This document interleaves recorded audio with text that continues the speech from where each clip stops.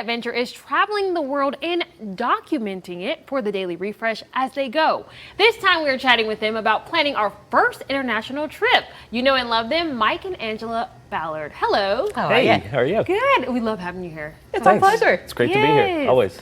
So what would you say is the first step when it comes to planning our first international trip? Well, documentation. I mean, you have to have a passport to travel anywhere internationally, and sometimes that can take a little while to get that passport done. So, and passports are good for 10 years. Yes. So even if you don't have a trip on the books yet, go ahead and get your passport. That's where you start. Right there. And our favorite resource for that is the public library.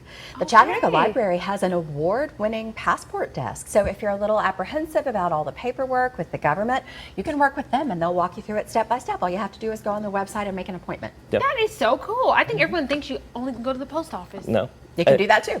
Yeah. Absolutely. Yeah. So how can we research destinations? Well, you know, online, we've got so many resources now. It's fantastic. But one of the things that you definitely want to research again for this plan, vaccinations. You know, if you don't have the right shots, you can't get in the country. They actually won't even let you on the plane. So definitely need to do that, as well as visas.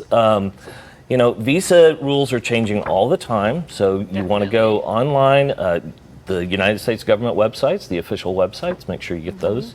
Will tell you whether or not you're going to have a visa, how much you're going to have to pay, but you're going to have all of that stuff, all those ducks in a row before you'll ever be able to get on a plane. And then you also want to look at local customs and traditions. You want to look at the weather. You know, we assume that if we're traveling this time of year, I think sometimes that we think the weather is going to be exactly the same. So before you ever start packing, or in your case, buying your new outfit for every day of your trip, you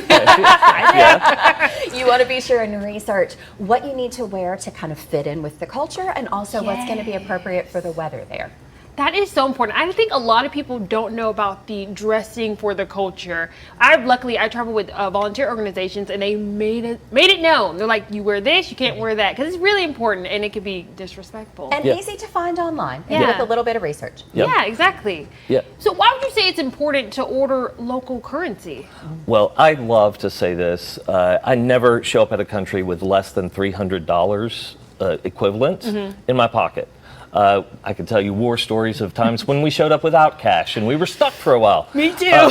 So it's a really good idea to go ahead and get some converted currency before you ever get to the airport. Yes. And it's actually cheaper.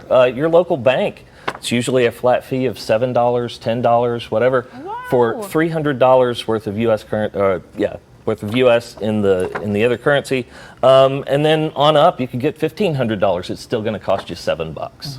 Okay, so that's the way to do it. Yeah. And we like to let our credit cards know that we're traveling as well. Sometimes if you book an airline ticket, they'll go ahead and put an alert on there that says, well, obviously if Diamond is going to, say, Madagascar, then she's going to be using her card there. But that's not always the case. And so without phone service, sometimes it can be touchy to get in touch. Those 800 numbers don't work outside the U.S. Yes. So go on the website for your credit card issuers. Let them know where you'll be traveling so that you don't have any hiccups when you try to use that card abroad. Oh my gosh, so much good tips. You guys are the experts. Okay? Well, I tell you what, we actually asked people on Facebook and Instagram, what did they wish they'd known before their first international trip?